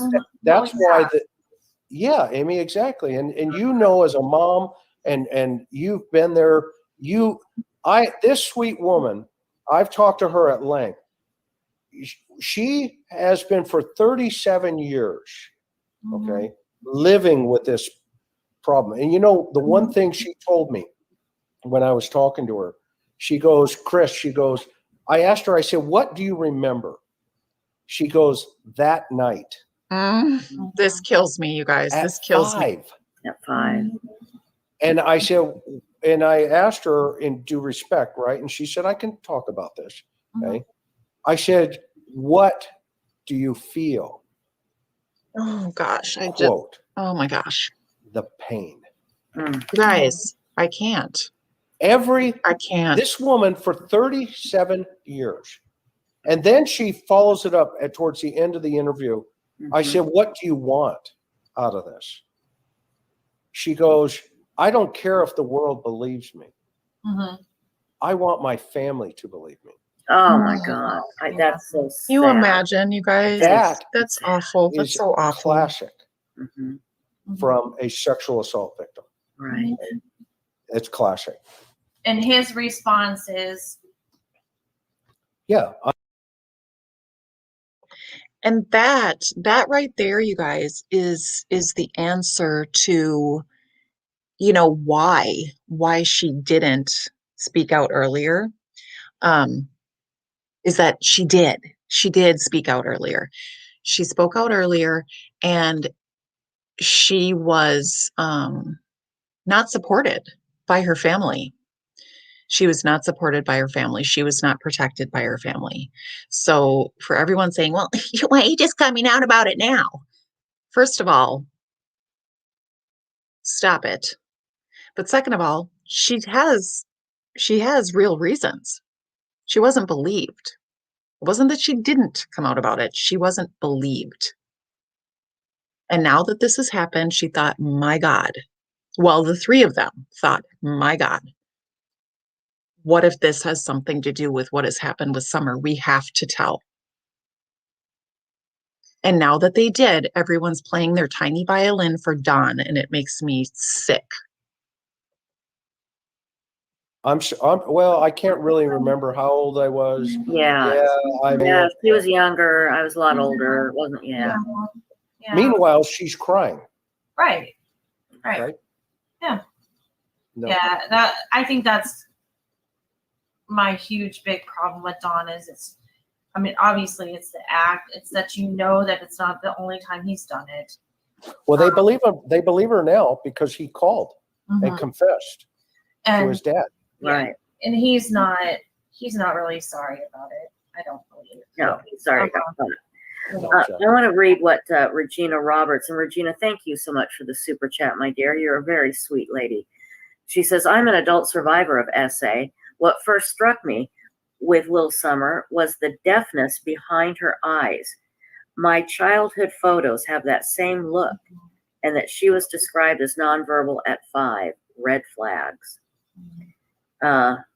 Another red flag, real briefly, I think, is when Dawn is talking about how he would stroke Summer's hair and her head shaved. Supposedly she wanted her head shaved. Mm-hmm. Did she want it shaved? Did Candace shave it? Why, to me, it was almost like Dawn was talking about, and this is going to sound sick, but a girlfriend. I was stroking her hair. She loved me. She couldn't, she just couldn't wait to be with me. And the whole thing made me ill. So guys, this is an amazing show that Web Sleuths had last night. They did an amazing job with Chris. Chris is brilliant. I love listening to Amy and Trisha. They don't hold back. They are very insightful, respectful of differing opinions. So I urge you to go and check out the rest. That said, I'm going to say goodnight.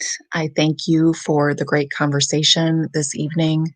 Remember to keep little Summer in your prayers, as well as her brothers. I know that they are supposed to be in school this week. I don't know that has happened because we don't know where they are staying, right? But keep praying for those boys. I just can't imagine what they're going through. And let's just pray that Summer comes home safely.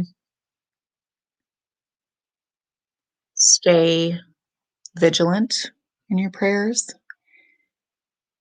Keep looking toward the light. Let the light shine through the darkness. That's what we need in this world. God bless you all. Good night.